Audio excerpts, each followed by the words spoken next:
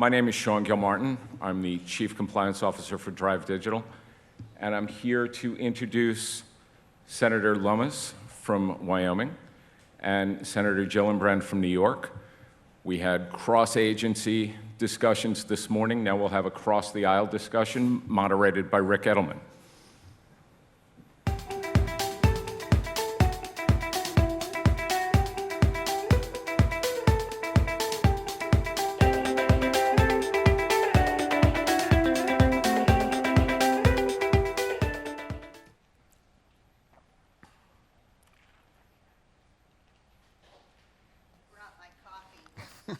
Thank goodness. Senator. Good morning. I'm Ric Edelman. Senator Gillibrand will be joining us in just a moment. Let me introduce Senator Lummis. We're very delighted to have you with us with this session. While we're waiting for Senator Gillibrand, she's going to miss my wonderfully impressive bio and introduction of her. Both of these senators are incredibly well-known and leaders in the Senate. Senator Gillibrand is a liberal Democrat. I'm right here. Oh, and here comes the senator. I was hanging out in the green room. Well, we beat you. Good to Thank see you, Senator. Hey. Hi, Senator. Senator Gillibrand is a liberal Democrat from New York, and she leads the fight to give all workers paid leave, reform the military justice system. She wrote the Stock Act, which made it illegal for members of Congress to trade on inside information, which is... And Senator Cynthia Lummis is a conservative Republican from Wyoming. She fights big federal spending and the environmental left, and she bought her first Bitcoin in 2013. What these two senators are doing on the same stage, sitting next to each other, I'm not quite sure. And that's what we're going to talk about here this morning, because they have gotten together on crypto, proving that bipartisanship is still possible in Capitol Hill and leading the way in that effort, and we're really excited about that. And in fact, in a little over a week and a half or so, the two of them are introducing, co-sponsoring the Responsible Financial Innovation Act, a major piece of legislation. We're going to talk about that bill first, and so let's talk really what is the bill going to include. Part of it is still under development, but Senator Gillibrand, why don't you lead off? What are some of the major features that this legislation is going to provide? Thank you so much for having us. It is an honor to see so many people so excited about this industry and this space. I think it's a wonderful opportunity to have a thorough conversation about it. Senator Lummis and I have gotten together on this bill because we are truly committed to creating the type of baseline and framework legislation that will allow this industry to grow, will allow it to flourish, will allow it to continue to innovate, and allow us to compete worldwide with the most stable market possible here in the United States. We want to create safety and soundness. We want to create transparency and accountability. We want to have a robustness, and we want to have flexibility at the same time so we can have constant investment in innovation and growth. And so what we're doing is creating baseline regulation for cryptocurrencies, blockchain technologies, for NFTs. We are using, for cryptocurrencies, the CFTC for the spot market and for futures. We are using or defining a digital asset as a security only if it's being offered to fund a company in the same way stocks are offered to fund companies. And we do continue to use the Howey test, so it's very simple. And we are going to make sure that minors are not broker-dealers.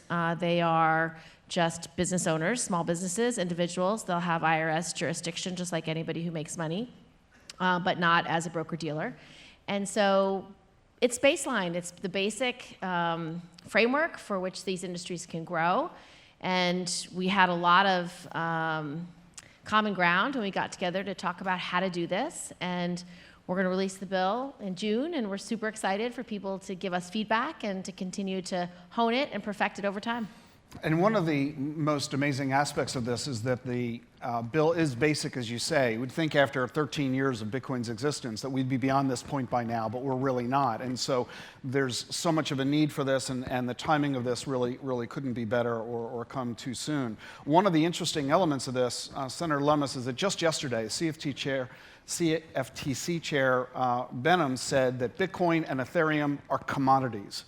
Pretty much putting a stake in the ground that since the SEC has said they're not securities, he's going to grab the jurisdictional control. Was that a little premature, given where your bill is going to be headed? I don't think so. I think it's pretty clear that Bitcoin is a commodity. It is our intent that the CFTC take the reins of jurisdiction over those two, both Bitcoin and Ethereum. Together, they make up over 60% of the cryptocurrency markets in existence. They're the ones that are most likely to survive. Bitcoin, in my view, is the hardest money that exists on the face of the planet. And so it is, and it's clearly a commodity. The interesting thing about crafting this bill was choosing the existing framework for regulation and then laying this on top of it, using, as Senator Gillibrand said, the Howey test to sort of make the gate cut, as we say in the cattle business, between commodities and securities.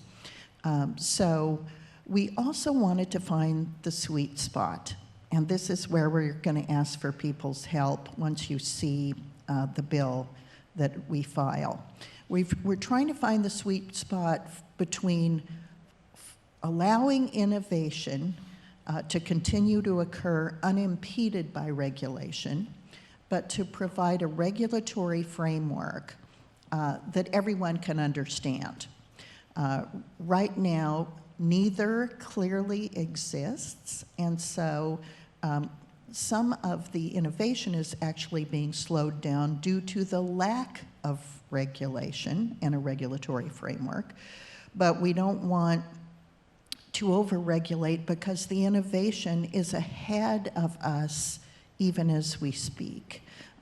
There are technologies that are being developed that we didn't even contemplate when we started drafting the bill, and they've already been deployed. So this is such a quick-moving, entirely game-changing, innovative space that we want to take a light regulatory touch, but nevertheless provide the framework that will give good direction to those involved. So is Congress ready for this? There are dozens of bills that have been introduced in this session as well as in prior sessions. Not a lot has come out of the Hill to date.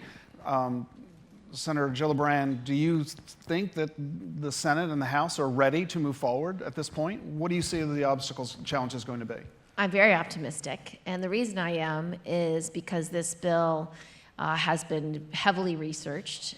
We've talked to stakeholders starting with Cynthia, for over a year. We have tried to incorporate all of the business models and asset classes that have been to date created that we think will work and will be able to have this regulatory framework. And I sit on the Ag Committee. She sits on the Banking Committee, so that's two committees of jurisdiction. There's not that many senators who really are very interested in this space, maybe a handful or so.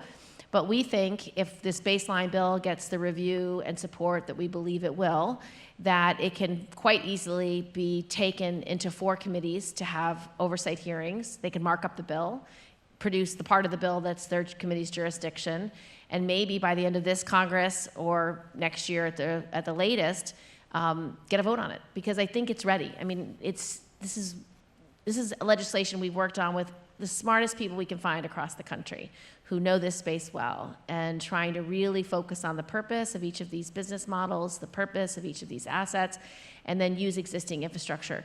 We understand there'll be new asset classes, new types of technology developed over time. So this legislation will have a commission that can analyze and give answers of first impression to Congress, to the industry about where new ideas would have to be regulated. And we think that'll be a great place to start in terms of having the areas that aren't clearly defined in this bill to have a proper review when needed.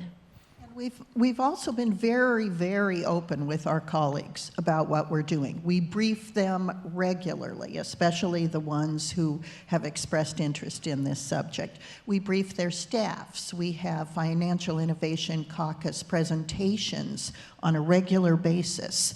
The White House is aware of what we're doing. You've kept the leadership of your party informed about what you're doing. I've kept my leadership informed about what you're doing. So this has had as open and, I think, happy and positive process, because it is one of the great things about this subject is it's not partisan.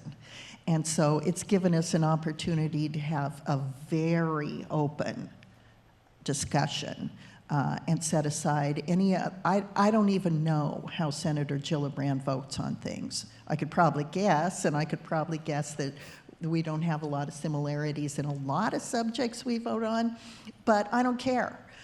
Because our focus is on this subject. It's so new, it's so important that we get it right the first time. And so having all of our colleagues involved and updating them, I think has also helped pave the way towards a really smooth rollout. And our bill does include some provisions in some of the other House and Senate bills, but no other bill endeavors to create a regulatory framework for the whole industry. Most other bills are small, discrete, and one-idea bills.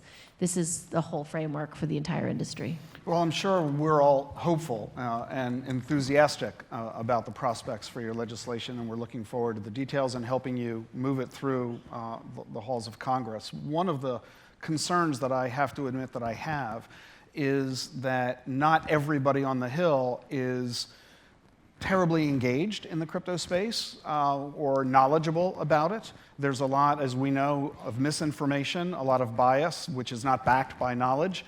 This is true of the American public overall, and certainly equally true within the halls of Congress. I mean, just not recently, 23 members of the House fired off a letter to the EPA making wild accusations about Bitcoin mining that really didn't make any sense and demonstrated both bias and misinformation. So how are you going to overcome the challenge of gaining their level of attention in order to give them the education they need to understand the need for regulatory clarity in a way that fosters the innovation rather than stifles it? I think that's what we do every day. And you know, if you've looked at my record, pretty much every bill I've ever put forward is bipartisan and passes overwhelmingly because I work very hard across party lines to let people understand what I'm working on, why I'm working on it, why it's important to me, and I can persuade people. That's why the 9/11 health bill got passed 3 times unanimously. It's why we just changed the law for people's employment contracts that if they're sexually harassed or sexually assaulted at work, they can now sue in a court of law and not have to go to forced arbitration. That was a bill I worked on with Lindsey Graham 5 years ago, and as soon as it got a vote, it was unanimous. So these are the kinds of things that both Cynthia and I can do. We work together on a lot of bills. Where we worked on the military sexual assault bill, which has 66 Senate co-sponsors. So this work gets done. It's just not the stuff that's covered in the news. And I believe that Cynthia and I together can work with our colleagues to find the common ground to move it forward. The only challenge is it's a bill that will have at least 4 committees of jurisdiction. And so to get a vote on the floor, it will arguably need at least 4 hearings. And that takes time because each of those committees has an agenda that's very long. And so certainly on my committee of jurisdiction, on the Agriculture Committee, Debbie Stabenow is very interested in this space. And so I'm going to give her our draft legislation, and I'm hoping that she likes it enough to mark up this draft. And along those lines, Senator Lummis, what is it that you would what's your message here for this audience that we can be doing to assist your efforts to get this bill through Congress? The members of the Senate and House that you know would benefit from your opinions about this legislation. We hear a lot about concerns that the blockchain and digital assets are used for criminal activities. There was a lot of concern that Russia would use the blockchain to avoid sanctions. We were able to get through that. We were able to have hearings that showed that actually Bitcoin was transmitted overnight to people who needed it in Ukraine so they could begin the very next day spending it on food and clothing and ammunition. So some people who are not knowledgeable about it are apt to latch on to concerns that they hear that are 5 or 10 years old that have never been shown to be incorrect to them. But we're doing that now. So it takes one person at a time, as you know, to help educate, inform, and update members of the House and Senate about the current status of this. And the more we can teach them, the better they feel about it, and the more people that contact them and say, we're ready for this, we need this in order for this industry to move forward. And that's really one of the key notions, teaching and educating. I keep harping on this because that's my role as one of the most prominent financial educators in the space of crypto. You've both, of course, read my new book, The Truth About Crypto, right? 1995 bookstores everywhere. And so when was it written? Last week. When was it written? Just published last week? Just came out, number Great. 1 at Amazon. I'll read it next. Yeah, so I'd give you a copy, but I think there are Senate rules. I like to listen on tape, so I'll just listen it on my Audible. So one of the reasons that I focus so much on education is because this is such a huge investment opportunity for ordinary Americans, and yet, as has been mentioned several times so far here today, we don't have a Bitcoin ETF. ETF's the most popular investment vehicle, the preferred method of investing, not only among investors, but investment advisors. The SEC has not said yes to this. Tell us, both of you, if you would, your views on the notion of a Bitcoin ETF and whether you think that this is something the SEC should be moving forward on. Senator Lummis? Well, I think the answer is yes. I've met with Gary Gensler. We've kicked this bill around. He is a very knowledgeable regulator. And I know that some of the statements he's put out have left many in this industry cause for concern. And but he did just say though that Bitcoin was a commodity. He said it like yesterday or something. And progress. And that doesn't surprise me one bit, because behind closed doors, I think he expresses a deep understanding. So I actually have confidence that the regulatory framework that exists is going to be the right regulatory framework going forward.